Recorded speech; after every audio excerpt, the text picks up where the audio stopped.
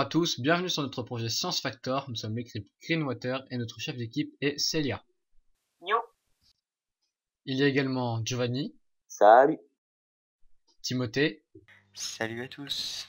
et moi-même, Tom. Dans notre projet, nous nous sommes posé la question: comment peut-on subvenir aux besoins en énergie et en eau d'une population en croissance constante? Pour cela, nous avons choisi de présenter un immeuble économe en énergie et en eau, et les différents mécanismes que nous allons vous présenter plus tard. Tout d'abord, nous allons vous présenter l'immeuble en lui-même. En entrant dans le bâtiment, nous pouvons distinguer au sol une première goutte d'eau. Ensuite, à l'autre partie, un symbole de recyclage de l'eau. Et bien sûr, au milieu, le plus gros symbole, une rose représentant la végétation du bâtiment. Nous allons nous diriger vers l'ascenseur. Ascenseur qui permet aux personnes à mobilité réduite d'accéder à leur appartement et au parking. À chaque étage, nous avons 2 appartements. Nous allons maintenant en visiter un. Nous entrons maintenant dans l'appartement. Chaque appartement est muni d'un salon, cuisine et d'une salle de bain, tous deux équipés du robinet intelligent que nous allons vous présenter plus tard.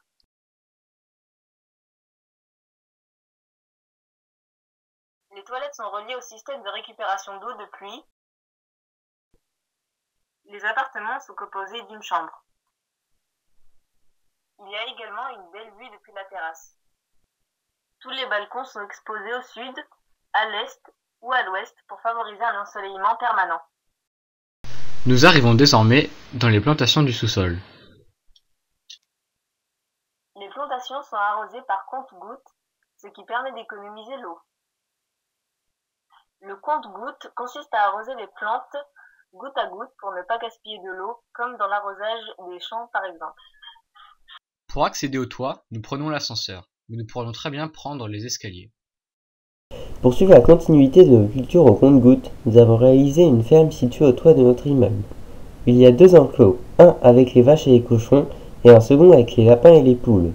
Les animaux permettront de nourrir les habitants en viande. Ils peuvent aussi servir d'activité ludique aux enfants ou aux adultes en les nourrissant ou tout simplement en les observant. Nous entrons dans le parking. Toutes les places de parking sont équipées d'une borne de rechargement électrique. Il est aussi équipé de caméras disposées à chaque place afin de retrouver sa voiture. Il y a une borne située à l'entrée. Il y a un accès vers l'immeuble via l'escalier et un autre pour les personnes en situation de handicap qui est relié à l'ascenseur. Nous pouvons observer ici notre hub, regroupant nos téléporteurs vers nos différents systèmes. Ceci permet de se déplacer beaucoup plus rapidement dans Minecraft. A noter que ceci est impossible dans la vie réelle. Ce hub est aussi l'endroit où l'on arrive sur cette map.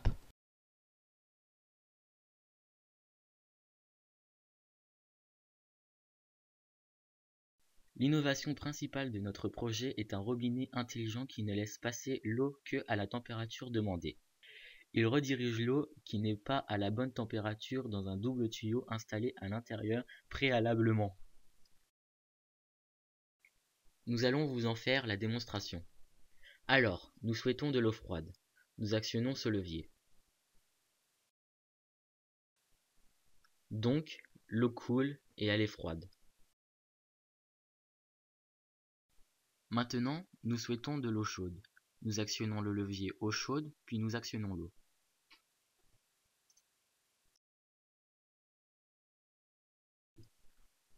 On peut voir à l'aide de la laine rouge symbolisant la chaleur que cette eau est chaude.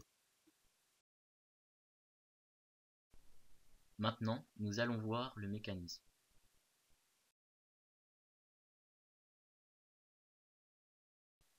Donc voici le système du robinet. Grâce à une sonde à chaleur, nous détectons lorsque l'eau est chaude ou froide. Grâce au levier, nous demandons de l'eau chaude. Le temps que l'eau chaude arrive, l'eau froide est quant à elle redirigée vers le double tuyau. On actionne le robinet eau chaude.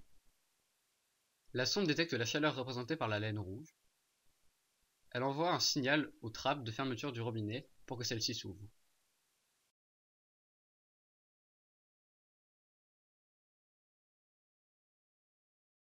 Voici le mécanisme des command blocks et des dispensers.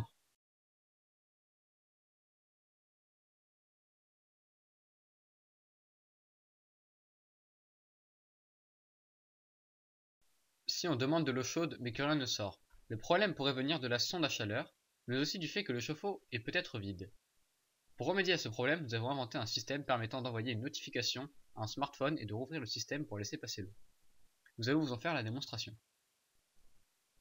Ici, nous pouvons voir que le chauffe-eau est rempli d'eau. Il n'y a donc pas de problème et le téléphone ne reçoit donc pas de notification. Nous allons maintenant voir ce qui se passe lorsque le chauffe-eau est vide. On appuie sur le bouton pour lancer la démonstration. Le flotteur tombe et touche le fond. En touchant le fond, il envoie une notification au téléphone. C'est le petit symbole rouge qu'on peut voir sur le téléphone.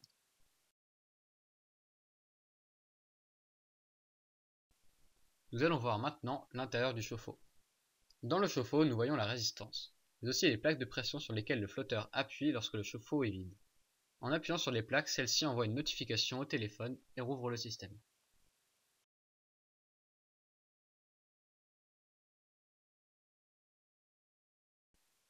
Cette route produit de l'électricité grâce à des cellules photovoltaïques recouvertes d'un bitume spécialisé. L'énergie est envoyée vers le générateur puis redirigée dans les appartements.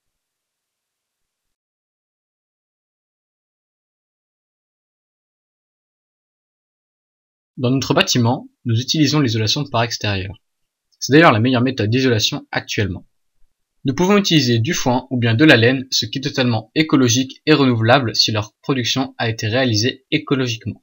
Le principe de l'isolation par extérieur est d'emprisonner de l'air entre les parois du mur grâce à des couches isolantes de laine ou de paille qui réchauffent l'air stocké. Merci d'avoir suivi cette vidéo. Pour nous soutenir, votez pour nous grâce au lien dans la description. Merci également à Alpha pour son magnifique logo et à Natsume Koran pour ses musiques.